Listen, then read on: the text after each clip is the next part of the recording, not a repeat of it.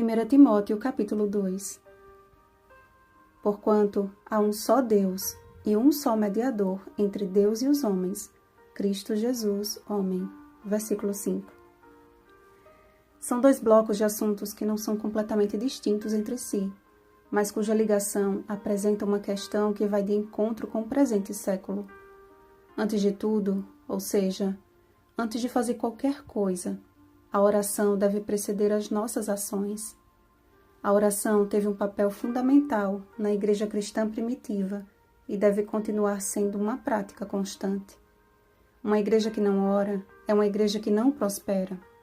A prática de súplicas, orações, intercessões, ações de graças terá uma influência tão poderosa nestes últimos dias quanto foi no Pentecostes. Foi quando os discípulos e os seguidores de Jesus se uniram no mesmo propósito, em constante oração, que a promessa do Espírito Santo se cumpriu e, num só dia, o Senhor acrescentou à sua igreja quase 3.000 pessoas. Atos 1,14 e Atos 2,41. Se ao invés de protestar e falar mal dos líderes e governantes, orássemos em favor deles, quão grande seria a bênção que o Senhor nos concederia. Uma vida tranquila e mansa, com toda piedade e respeito, seria a nossa recompensa, porque isto é bom e agradável a Deus, nosso Salvador. Porque foi em oração que Jesus venceu o diabo no deserto. O sol não dava sua claridade sem que os primeiros raios atingissem o Salvador prostrado em oração. Antes de tudo, antes de dar qualquer passo em direção aos necessitados e sofredores, Jesus acendia ao céu suas súplicas e ações de graças, intercedendo ao Pai em favor de todos os homens. Cristo, o único mediador entre Deus e os homens, deve ser o nosso sublime exemplo. Seu ministério público era composto, portanto, de uma vida de oração e de serviço, sendo que o serviço era sempre o resultado de sua comunhão com o Pai. De igual modo, homens e mulheres são chamados para que, unidos num mesmo propósito, possam engrandecer o testemunho de Jesus em tempos oportunos. A distinção feita por Paulo entre homens e mulheres no culto público não fere de modo algum a participação e a importância da mulher na obra de Deus. O apóstolo simplesmente apresentou princípios que devem reger a vida da mulher cristã de todas as épocas e costumes que, para aquele tempo, seriam uma pedra de tropeço para uma igreja que estava em fase de desenvolvimento. Quais são os princípios apresentados que devem ser aplicados na vida de homens e mulheres ainda hoje? Paulo deixa claro que os homens de oração devem erguer as mãos santas, sem ira e sem animosidade. Não é o púlpito que torna uma pessoa santa, e sim uma pessoa limpa de mãos, Salmo 24,4, que torna o lugar santificado.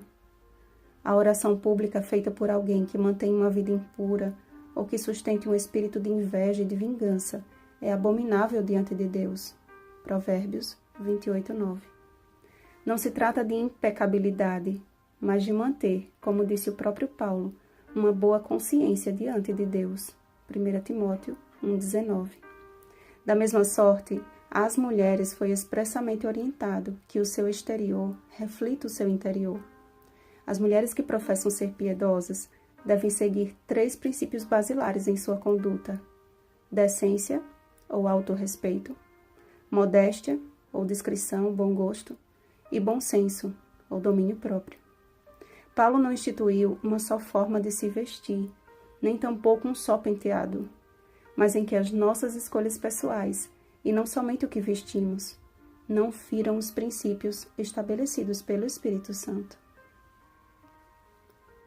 A submissão feminina, por mais que seja alvo de ataques e discussões, também não deveria gerar nenhum tipo de indisposição na mulher cristã. Leia o louvor da mulher virtuosa em Provérbios 31, do 10 ao 31, e você entenderá que a mulher tem sim um papel fundamental na igreja e na sociedade em geral, a partir de uma função bem desempenhada no seio do lar. Apesar dos empecilhos quanto às funções públicas da mulher naquela época, ainda assim as mulheres tiveram uma participação crucial para o crescimento e estabelecimento da igreja primitiva. Paulo só pediu que agissem com cautela, que não passassem por cima dos costumes daquela sociedade, para que a pregação do Evangelho não fosse prejudicada. Para acalmar os ânimos, o plano original de Deus foi exaltado e a primeira queda lembrada, a fim de que homens e mulheres permanecessem no que o Senhor mesmo estabeleceu. Mas então Paulo encerra o capítulo com um dos versos bíblicos que mais amo. Todavia, será preservada através de sua missão de mãe, se ela permanecer em fé e amor e santificação com bom senso.